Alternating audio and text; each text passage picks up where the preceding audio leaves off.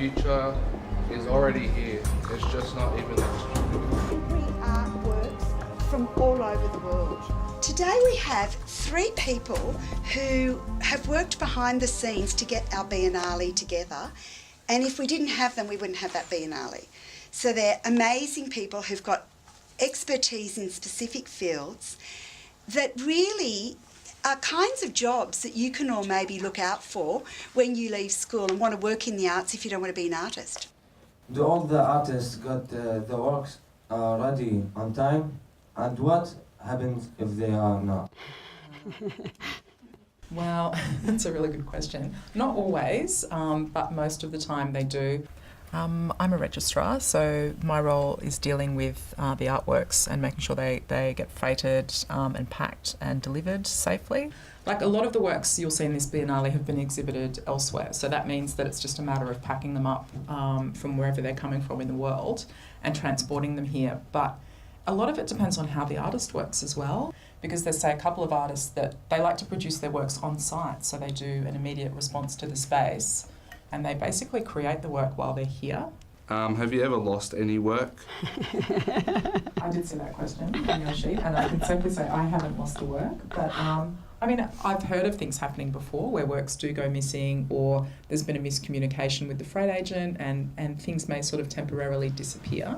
During air freight, when you're sort of transporting a work, particularly between planes, that's a real danger time when things can go wrong. So there's always a risk, and what a lot of the bigger institutions will do to minimise that risk is to send a courier. So if you send a courier, that's somebody who travels, basically along the same path as the artwork. They make sure that they deal with the freight agents in whatever country it is. They get a phone call to say it's on the plane, it's on the way. So if it's a really important work, often that's what the institutions will do, is send a courier. And it could be a conservator, it could be a registrar like me, it could be a curator. So, yeah. Might this be a drawing? Yes. Yes, beautiful line work and shadows on the ground. Excellent. Do you think that's intentional? Do you think it was lit like that and suspended like that on purpose? Does work ever get destroyed or broken? Sometimes artworks arrive, and in travel, in transit, sometimes there can be a slight damage. It's never anything major, but it can be. Handling every now and then there's a little damage here and there, but mostly we're pretty careful. I work for the Conservation Department here at the Art Gallery of New South Wales, and I'm a technician, so I work alongside the conservators.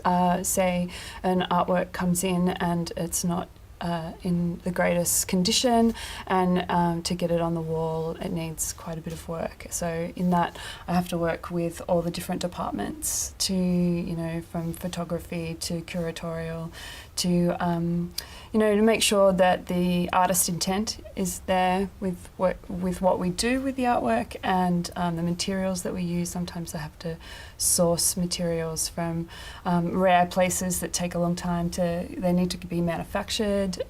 So yeah, sometimes that can be the challenging part of my job.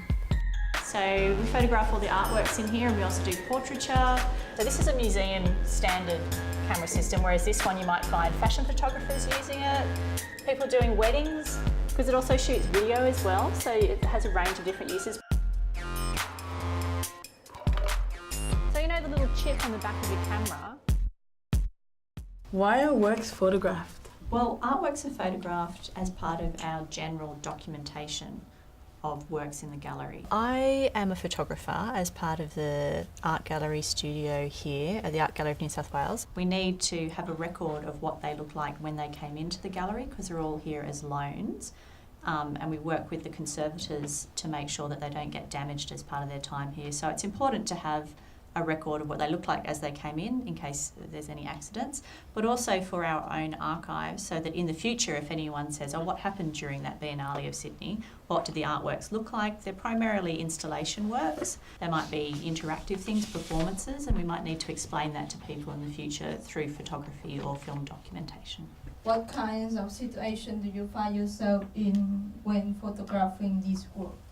If you walk through the space, you can, tell me as you walk in, there's one room that's quite well lit, then you walk into the next room and it's quite dark, then you walk into the next room and it's all sunlight. So the situations that you find yourself in is, well, how do I accurately reproduce these different lighting conditions? What equipment do I need to bring along? In other rooms in the gallery, it might incorporate some sculptural elements as well as some projectors. So you have to figure out how to balance those different elements. And then there's always a little bit of photographic trickery. We do a bit of photoshopping. So a little bit of retouching to make things look like they look to the eye, that the camera doesn't actually capture what you can see with your eyes. So we have to try and reproduce that.